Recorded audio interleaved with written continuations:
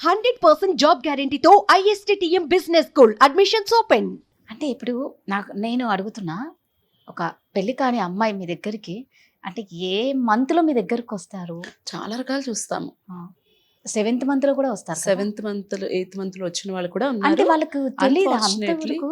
అది ఎలా తెలియకుండా ఐడెంటిఫై చేయకుండా, అంటే అది అంత ఈజీ. ఇప్పుడు 1 మంత్ డేట్ రాలేదు Usually, అన్నప్పుడే అంటే పీసీఓడి ప్రాబ్లం అది ఉంటుంది కదా కొంతమందికి. వాళ్ళకి ఇర్రెగ్యులర్ సైకిల్స్ వస్తాయి. Yes, okay. వాళ్ళకి 3 months కో 4 months కో పీరియడ్ రావటం అన్నది వాళ్ళకి నార్మల్ ప్యాటర్న్. ఆహా, okay. అలా అనుకుని వాళ్ళు రారు. కొంతమంది ఏమనుకుంటారు, బేసిక్గా అంత నోటీస్ చేసుకోరు బాడీలో ఏ చేంజెస్.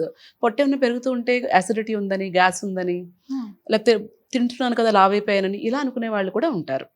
okay. మూడో కేటగిరీ, కాండం ఏదో వాడేసి అబ్బా నేను ప్రొటెక్షన్ వాడేసాను, నాకు అసలు ప్రెగ్నెన్సీయే రాదు అనుకునే వాళ్ళు కూడా ఉంటారు. అంటే కాండం వాడినా కూడా ప్రెగ్నెంట్ అయ్యే ఛాన్స్ ఉందా? చాలా 14 to 15% ఫెయిల్యూర్ రేట్ ఉంటుంది కాండంకి. ఇదంతా కొంత అవేర్నెస్ లేకపోవటం వల్ల. Exactly. అండ్ చదువుకున్న వాళ్ళు కూడా వస్తారు. ఈవెన్ నర్సెస్ కూడా కొంతమంది 5th month 6th month detect అయ్యి వస్తారు.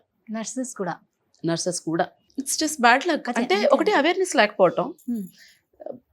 అండ్ సెక్స్ ఎడ్యుకేషన్ కూడా లేదు కదా, అంత అసలు. ప్రివలెన్స్ లేదు కదా మన దగ్గర. అవును.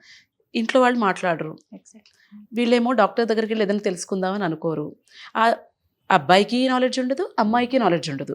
కాకపోతే అన్ఫార్చునేట్లీ సఫర్ అయ్యేది అమ్మాయే అవును. కదా.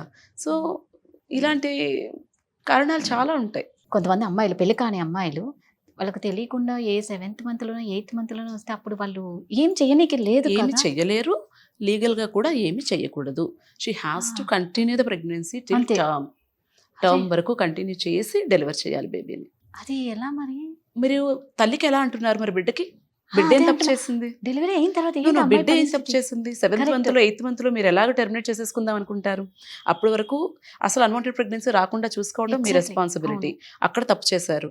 ఎర్లీగా డిటెక్ట్ చేసుకోకపోవడం ఇంకొక తప్పు. Correct. మీరు డిటెక్ట్ చేసిన తర్వాత మీ స్వార్థం కోసం 7th month లో 8th month లో డెలివరీ చేసేసి పడేస్తాను అంటే అమ్మో, అది దట్ ఈస్ నాట్ రైట్. అందుకనే అంటాను అవేర్నెస్ ఉండాలి అని.